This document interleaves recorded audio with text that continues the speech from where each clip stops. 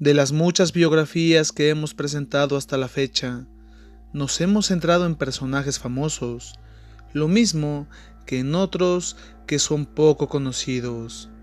Mas debemos prestar atención a la biografía de uno de los hombres más infames que han sido parte de la historia mexicana. Si bien sus actos fueron famosos, de su vida se sabe poco y su historia fue quedando en el olvido. Vamos a conocer la biografía de Jesús Guajardo.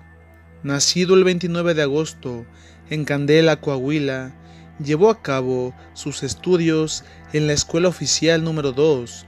Después de algún tiempo se trasladó a Nuevo León, donde completó los estudios en el Colegio Civil. Desde entonces se interesaría muy seriamente por la milicia, sabiendo que era una de las disciplinas más honorables y mejor vistas de la época, de manera que, a partir de 1910, decidió forjarse una trayectoria y un prestigio en el ejército. Lamentablemente, no tenía capacidad suficiente y destacó poco o nada. Llegado el año de 1913, se incorporó a las filas del constitucionalismo.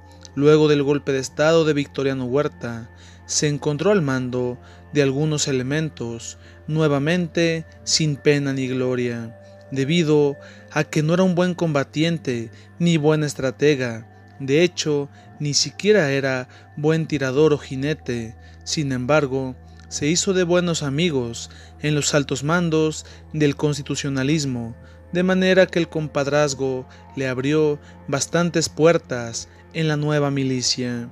Durante 1914 decidió quedarse en el bando constitucionalista, llegando a conocer al general Pablo González, un militar que jugaría un papel de lo más importante en su historia. Ya en ese entonces, Jesús había obtenido el grado de coronel. Durante 1915 sucedió que el general González detuvo a 180 hombres en Tlaltizapán. Se les acusaba de no pagar impuestos y de apoyar a los zapatistas, de manera que a Guajardo se le asignó la orden de fusilar a esos 180 supuestos delincuentes, lo que cumplió sin dudarlo un poco, sabiendo que aquello sería un gran mérito y contribuiría a su prestigio militar. Finalmente sería enviado a la campaña de Morelos, donde se suponía debían pacificar el sur, frenando la lucha zapatista. Las pocas oportunidades que tuvo de sobresalir fue debido a su crueldad, a causa de que daba órdenes tan severas como quemar viviendas y atentar directamente contra la población civil, lo mismo que fusiló sin mayor proceso a varios zapatistas. La cuestión es que Guajardo tenía otras aficiones y una ocasión abandonó la campaña y se dedicó a visitar distintas cantinas. Frecuentemente se encontraba en estado de ebriedad y ocasionaba desmanes, lo mismo que presumía, diciendo que él sería la próxima autoridad en el sur, llegando a mencionar que Pablo González era un simple mandadero para él. Fue que, en una de esas penosas escenas, varios soldados enviados por González lo detuvieron, lo sacaron de la cantina, mientras éste los amenazaba, diciendo que les haría la vida imposible, hasta que lo condujeron a la presencia del general González. Fue ahí que Jesús guardó silencio, mientras Pablo González lo increpaba por su negligencia y sus vergonzosas acciones. De hecho, le dio de bofetadas frente a sus hombres y ante algunos lugareños. Después le dijo que le informaría al primer jefe y seguramente lo terminarían fusilando. Guajardo comenzó a suplicar Incluso se postró ante el general González, el cual le dio la espalda y ordenó que lo encarcelaran mientras se tomaba una decisión sobre su destino. Mientras se encontraba preso, llegó a sus manos una carta de Emiliano Zapata en la que el caudillo le informaba que se había enterado de lo sucedido, de manera que le ofrecía una alianza, sabiendo que Guajardo no había sido despojado del mando de tropas a pesar de sus acciones. Guajardo pidió entrevistarse con el general González y le mostró aquella misiva, de manera que González escribió a don Venustiano, el cual ya era presidente en ese año de 1919. Fue así que comenzó a gestar un plan contra Zapata. Guajardo contestó aquella carta mencionando que tenía gran interés en la alianza. Fue que Zapata le escribió de nueva cuenta, ya con Guajardo libre, señalando varias condiciones para la alianza, de las que podemos mencionar que Jesús debía sublevarse en contra del gobierno ilegítimo. Después debería atacar y tomar Jonacatepec. Finalmente, Zapata le pedía que fusilara a 50 hombres de la tropa de Victorino Bárcenas, un antiguo zapatista que durante 1918 aceptó la amnistía presidencial, uniéndose a los constitucionalistas. Las dos primeras condiciones se podían cumplir sin problemas mediante un montaje, mientras que la tercera se basaba en acabar con militares que ya eran leales al gobierno. Sin más, el general González informó de aquello al primer jefe, y éste accedió, sabiendo que aquellas vidas eran un sacrificio necesario para acabar con Zapata. Fue así que mediante engaños los hombres de Bárcenas fueron detenidos y enviados al paredón. Llegó el 9 de abril y Guajardo tomó la plaza de Jonacatepec, lo que dejó en claro su interés por la alianza con los zapatistas.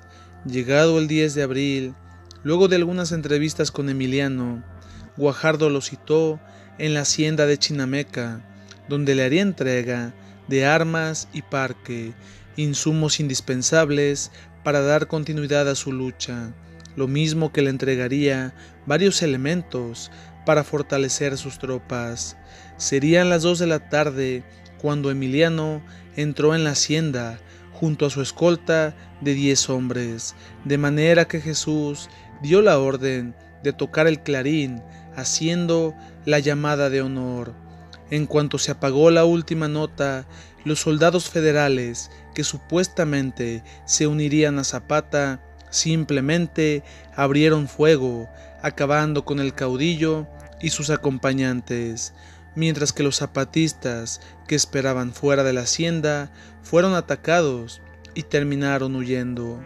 Guajardo dio la orden de que colocaran el cuerpo de Zapata en un caballo y lo llevaran ante Pablo González, y éste a su vez ordenó que el cuerpo fuese exhibido en el ayuntamiento de Cuautla. Después de aquellas acciones, Guajardo sería ascendido a general y le pagarían 50,000 pesos. Su fama creció en los círculos militares. La cuestión es que hablar de fama no necesariamente es algo positivo, debido a que algunos lo consideraban un gran estratega, mientras que otros soldados lo tacharon de oportunista y desleal.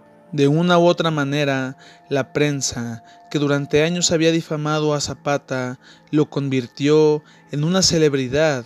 Frecuentemente le hacían entrevistas y en una ocasión Guajardo declaró que el presidente lo enviaría al norte del país, encomendándole la misión de acabar con Pancho Villa, lo que era falso. Sin embargo, las cosas no acabarían ahí, debido a que durante 1920 sucedió que los sonorenses se levantaron en contra del gobierno de don Venustiano, el cual abandonó la capital y durante su traslado en tren con destino a Veracruz, Guajardo dio la orden de acecharlo y atacarlo, dando lugar a una segunda traición, esta vez siendo desleal al hombre que le había dado la oportunidad de ganarse un nombre en la milicia. Después de algunas semanas, ya con Adolfo de la Huerta en la presidencia, Guajardo se presentó ante Plutarco Elías Calles, diciendo que se ponía a sus órdenes. Sucedió que Calles no lo había conocido hasta ese momento y le dijo: los zapatistas me están pidiendo su cabeza mediante Benjamín Gil, lo que no haré, de manera que debe irse a Chihuahua y ponerse bajo las órdenes del general Joaquín Amaro, brindándole apoyo en su lucha contra Francisco Villa. Guajardo aceptó, sin embargo, se enteró de que aquello era una trampa y que Joaquín Amaro tenía la encomienda de acabar con él y que esa lucha contra Villa era una farsa, debido a que Pancho y el presidente Adolfo de la Huerta ya habían comenzado las negociaciones de paz. Guajardo desobedeció la orden y se le consideró un desertor. Fue así que convocó a varios de sus hombres e intentó levantarse en armas contra el presidente Adolfo de la Huerta. La cuestión es que lo detuvieron y a las 3 de la madrugada del 15 de julio de 1920 se le informó que sería fusilado. La sentencia se cumplió el día 17, mientras suplicaba que lo dejaran hablar con el general Calles, que él sabía que aquello era una equivocación. Sin más, Guajardo no logró consumar sus planes, siendo, irónicamente, víctima de una traición. Los zapatistas vieron aquello con buenos ojos, sabiendo que era una forma de vengar a su antiguo jefe. El nombre de Jesús Guajardo se ha mantenido en el olvido, mientras que quienes lo conocen, naturalmente, lo tildan de infame y traidor. ¿Ya conocías esta historia? De ese modo, llegamos al final de este video. Si te gustó, danos un like y suscríbete para más trabajos. Gracias.